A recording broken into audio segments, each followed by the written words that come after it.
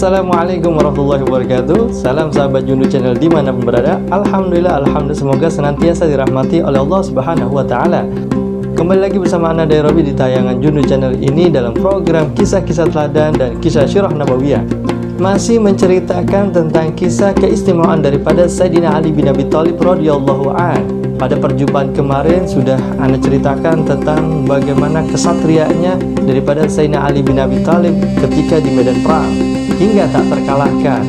Bahkan luar biasa, Masya Allah, keikhlasan dan kemurniannya daripada Sayyidina Ali bin Abi Thalib ini, hingga diludahi wajahnya. Dia tidak membunuh sang lawan, tapi dibiarkan karena khawatir takut ia membunuh, bukan karena Allah Subhanahu wa Ta'ala, tapi karena amarah daripada Sayyidina Ali bin Abi Thalib. Luar biasa, Masya Allah. Pada kali ini Ana akan menceritakan kisah Sayyidina Ali bin Abi Thalib yang lain, yaitu tentang kecerdasan atau keilmuan daripada Sayyidina Ali bin Abi Thalib radhiyallahu anhu.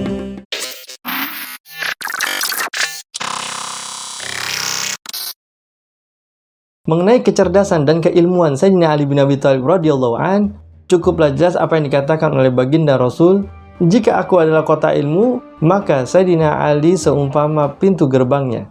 Luar biasa. Jadi Nabi Muhammad SAW adalah kota ilmunya, maka Sayyidina Ali adalah pintunya. Mengenai kecerdasan Sayyidina Ali bin Abi Thalib radhiyallahu an, ada sebuah kisah di mana kisah ini ada pada zaman kekhalifahan Sayyidina Abu Bakar As-Siddiq radhiyallahu an. Ada seorang wanita yang melahirkan seorang bayi padahal pernikahannya baru saja 6 bulan. Tentu saja hal ini menjadi fitnah dan pergunjingan di antara masyarakat. Bahkan dituduh wanita ini telah melakukan zina. Dan masyarakat menuntut pemerintah untuk merajam wanita ini. Tentu saja permasalahan ini sampai ke persidangan kekhalifahan. Apakah bayi ini sah atau anak hasil zina? Kemudian pada saat itu Sayyidina Ali bin Abi Thalib radhiyallahu an adalah seorang hakim di masa kekhalifahan Sayyidina Abu Bakar. Kemudian ditanyakan orang tua dan bayinya. Kemudian ditanyakan perihal kepada hakim. Hakim itu pada saat itu adalah Sayyidina Ali. Apakah anak ini hasil zina atau anak sah? Sayyidina Ali menjawab bahwa anak ini adalah anak sah. Nasab dan warisnya diikutkan kepada ayahnya. Lalu Khalifah Sayyidina Abu Bakar kaget dan terkejut atas jawaban daripada Sayyidina Ali ini, dan bertanya kepada Sayyidina Ali, "Wahai Sayyidina Ali, dengan hal apa, atas dalil apa engkau berkata seperti itu?" Maksudnya, jadi Sayyidina Abu Bakar kaget. Dasarnya apa memberikan keputusan seperti itu? Kemudian Sayyidina Ali menjawab atas pertanyaan daripada Sayyidina Abu Bakar. Sayyidina Ali menjawab atas dasar firman Allah Subhanahu wa Ta'ala di surah Al-Ahqaf ayat 15. Masa hamil dan menyusui adalah 30 bulan. Sementara dalam ayat lain, wanita menyusui adalah 2 tahun yang sempurna, ada di surah Al-Baqarah ayat 233. Kemudian Sayyidina Ali melanjutkan bahwasanya dalam 2 tahun itu adalah 24 bulan. Jika masa hamil dan menyusui 30 bulan, maka dari 30 bulan ini jika menyusui adalah 24 bulan dalam hal yang sempurna, maka sisanya adalah 6 bulan. Anak ini dilahirkan setelah masa kehamilan 6 bulan. Artinya anak ini adalah anak sah berdasarkan firman Allah Subhanahu wa Ta'ala. Dan Sayyidina Abu Bakar sangat takjub atas jawaban daripada Sayyidina Ali ini. Luar biasa, Masya Allah, kecerdasan Sayyidina Ali bin Abi Thalib radhiyallahu an. Sahabat Jundu di mana berada, ada kisah lagi nih di masa kekhalifahan Umar bin Khattab radhiyallahu an. Ada seorang 2 wanita yang lahirnya bebarengan, sama bareng. Kemudian mereka lahir di tempat yang sama, kemudian di bidan yang sama. Akhirnya, karena ada bayi laki-laki dan bayi perempuan, ini bidan ketika menaruh bayi tersebut dijejerkan, disamakan gitu. Alhasil ketika mau dikembalikan ke orang tuanya, ini bidan bingung, mana anak yang orang tua yang A atau orang tua yang B. Akhirnya masing-masing orang tua saling mengakui bahwasanya dia memiliki bayi yang laki-laki. Karena waktu di bangsa Arab itu, anak laki-laki adalah orang yang memiliki martabat, harkat. Artinya bangga dah, sebuah kebanggaan kalau memiliki anak laki-laki. Akhirnya orang tua ini pada berebutan, mereka saling berkata, "Ini anakku yang laki, anakku yang laki." Wah, berebutan. Akhirnya bidan bingung, nah ini gimana ceritanya nih? Akhirnya masalah ini sampai kepada persidangan kekhalifahan Sayyidina Umar bin Khattab radhiyallahu an. Kemudian orang tua ini pada datang nih kepada Sayyidina Umar dan mengadukan perihal permasalahannya. Masing-masing orang tua ini mengakui bahwasanya mereka memiliki anak laki-laki. Mereka bilang, ini punya bayi saya, ini bayi saya, ini bayi saya. Akhirnya rumit nih. Ini gara-gara bedanya, naruh lagi disatuin. Orang kan pisahin, disatuin. Ini kalau di Indonesia udah jadi sinetron nih, bayi yang tertukar. Kita lanjutkan ceritanya. Lalu Sayyidina Ali dihadirkan untuk memutuskan permasalahan ini. Lalu Sayyidina Ali berkata kepada dua wanita yang berselisih ini, harap dari kalian ambil gelas ini dan keluarkan air susu kalian masing-masing dan tandain, jangan sampai tertukar lagi. Kemudian kumpulkan di sini. Berkata Sayyidina Ali seperti itu.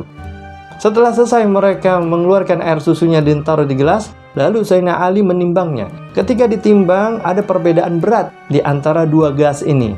Kemudian Sayyidina Ali berkata sambil mengambil keputusan bahwa air susu yang lebih berat adalah ibu dari bayi laki-laki, sedangkan air susu yang lebih ringan adalah bayi dari perempuan. Berkata Sayyidina Umar, dengan atas apa engkau mengambil keputusan seperti ini? Dijawab oleh Sayyidina Ali bin Abi Thalib radhiyallahu an, dasarnya adalah firman Allah Subhanahu wa taala di surah An-Nisa ayat 11, untuk laki-laki 2 kali jatah perempuan. Walaupun ayat ini menjelaskan tentang warisan, tapi ada kaitannya dengan rezeki, dan air susu adalah salah satunya. Itu jawaban dari Sayyidina Ali bin Abi Thalib radhiyallahu an. Luar biasa, Masya Allah. Sahabat Jundu dimanapun berada, mengenai kecerdasan Sayyidina Ali bin Abi Thalib radhiyallahu an, kisah lainnya adalah terjadi ketika beliau memerintah atau di masa kekhalifahan beliau sendiri. Di zaman kekhalifahan Sayyidina Ali ini banyak perselisihan dan banyak perpecahan umat. Pada saat itu adalah hari Jumat dan Sayyidina Ali sedang memberikan khutbah Jumat. Ada seorang Khawarij mengajukan pertanyaan di tengah-tengah jamaah pada saat sholat Jumat. Luar biasa, Masya Allah. Sholat Jumat ada yang nanya. Seorang Khawarij mengangkat tangan nih di tengah-tengah jamaah lagi sholat Jumat dan bertanya kepada Sayyidina Ali bin Abi Thalib, wahai Khalifah, Nabi Muhammad SAW adalah kota ilmu. Jika engkau adalah benar-benar pintunya, maka engkau bisa menjawab semua pertanyaanku. Maka Sayyidina Ali bin Abi Thalib radhiyallahu anhu dengan tenang dan tersenyum, silakan, apa yang engkau ingin tanyakan? Akhirnya seorang Khawarij ini bertanya kepada Sayyidina Ali, berapa jarak antara timur dan barat bumi ini? Tanpa pakai lama, tanpa pakai mikir, Sayyidina Ali bin Abi Thalib radhiyallahu anhu langsung jawab tuh pertanyaan seorang Khawarij ini. Jaraknya adalah selama perjalanan matahari dari pagi hingga sore hari. Dan pada saat itu semua jamaah berdecak kagum atas jawaban Sayyidina Ali bin Abi Thalib radhiyallahu anhu ini. Jika memang benar matahari kan terbitnya dari timur, ya terbenam di bagian barat. Itu udah seluas timur dan barat udah. Seorang Khawarij ini belum puas bertanya kepada Sayyidina Ali. Akhirnya dia nanya lagi nih, pertanyaan yang kedua. Pertanyaan kedua ini agak konyol. Dia nanya sama Sayyidina Ali, apa yang sedang Allah Subhanahu wa taala kerjakan saat ini? Nah, pertanyaan kedua ini Sayyidina Ali nggak langsung jawab. Sayyidina Ali langsung aja turun dari mimbar, kemudian naik lagi ke mimbar, kemudian berkata kepada seorang Khawarij ini, Allah sedang menurunkan aku dari mimbar dan menaikkan aku ke mimbar lagi dan menjawab pertanyaanmu.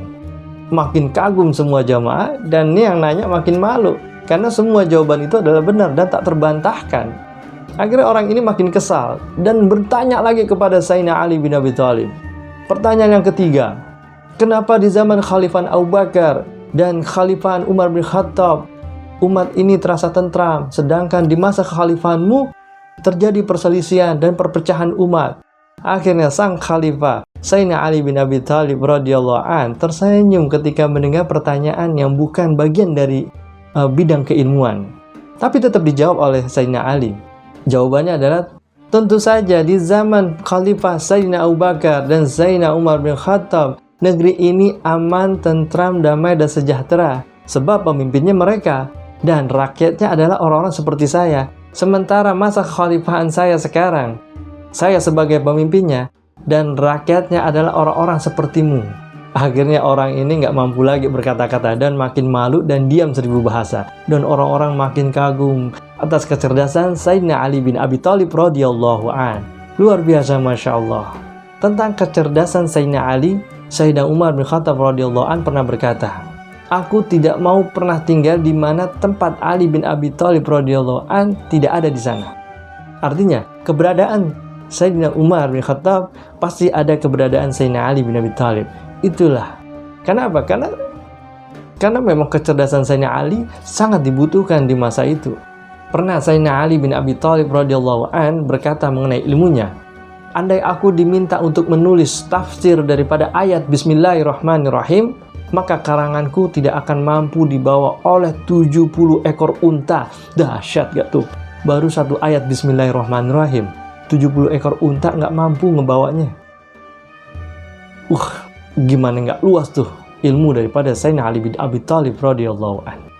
Sayyidina Ali bin Abi Thalib selain terkenal dengan kecerdasannya, beliau juga terkenal dengan keadilannya.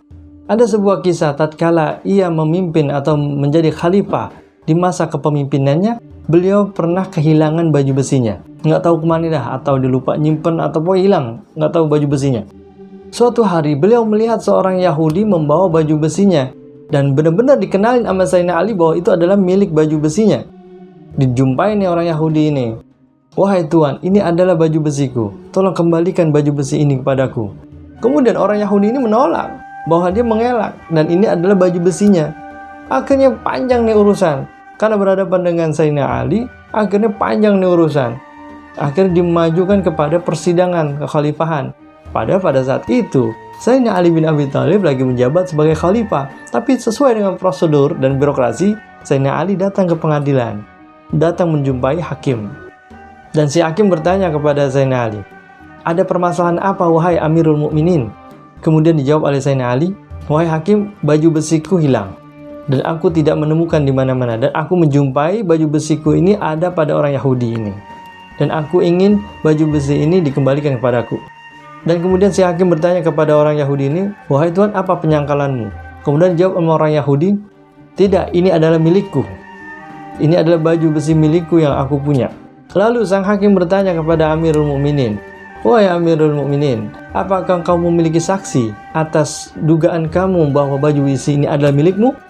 Kemudian Sayyidina Ali menjawab, tentu aja wahai hakim, yaitu budakku. Kemudian sang hakim berkata lagi, jangan budakmu, itu adalah milikmu, itu tidak kuat sebagai saksi. Adakah yang lain yang bisa kau jadikan sebagai saksi? Akhirnya Sayyidina Ali menggelengkan kepala dan tidak ada lagi yang bisa dihadirkan sebagai saksi kecuali budaknya yang mengetahui persis itu adalah miliknya. Maksudnya budaknya adalah pembantunya, jadi bukan budak yang nggak merdeka, jadi pembantunya atau asistennya Sayyidina Ali bin Abi Thalib. Akhirnya sang hakim mengambil keputusan, baju besi ini ada pada orang Yahudi, dan Amirul Mukminin mengakuinya sebagai miliknya tanpa bisa mendatangkan seorang saksi. Maka tanpa mengurangi rasa hormat kami, wahai Amirul Mukminin, dan sesuai dengan prosedural, bahwa kami memutuskan baju besi ini jatuh kepada orang Yahudi. Akhirnya persidangan selesai dan Sayyidina Ali keluar ruangan dengan tangan hampa. Beliau menerima keputusan hakim, padahal hakim ini bekerja kepada Sayyidina Ali yang pada saat itu menjabat sebagai seorang khalifah. Dan ternyata hal ini menjadi turunnya sebuah hidayah kepada orang Yahudi itu. Orang Yahudi itu menghampiri Sayyidina Ali dan mengembalikan baju besinya kepada Sayyidina Ali. Wahai Tuan, ini baju besi milikmu, aku mencurinya. Aku heran bagaimana mungkin seorang hakim yang bekerja kepadamu bisa memenangkan aku dalam dakwaan ini. Hal ini pasti bersumber dari agama yang benar. Pada hari ini dan detik ini dan di hadapanmu wahai Sayyidina Ali, aku ingin masuk Islam.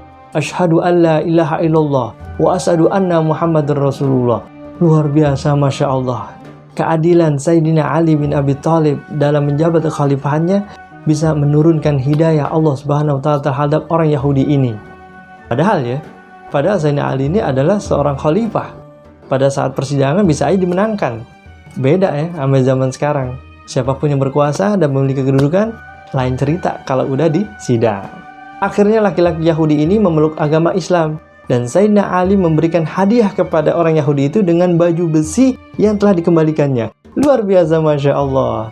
Keadilan Sayyidina Ali, kebaikan dan ketulusan dan keikhlasannya memang luar biasa, Masya Allah. Mudah-mudahan kisah ini bermanfaat buat sahabat Jundu dimanapun berada, dan ikutin terus tayangan ter-up-to-date-nya di kisah-kisah teladan atau kisah Sirah Nabawiyah. Masih kalau nggak salah kedepannya masih menceritakan tentang keteladanan atau keistimewaan daripada Sayyidina Ali bin Abi Thalib. Masih panjang nih ya, tetap ikuti Jundu channel ini. Bantu channel ini dengan like, share, komen, dan subscribe bagi yang belum, dan nyalakan notifikasi agar tidak ketinggalan berita ter-up-to-date. Ana Derobi, salam Junid Channel. Assalamualaikum warahmatullahi wabarakatuh.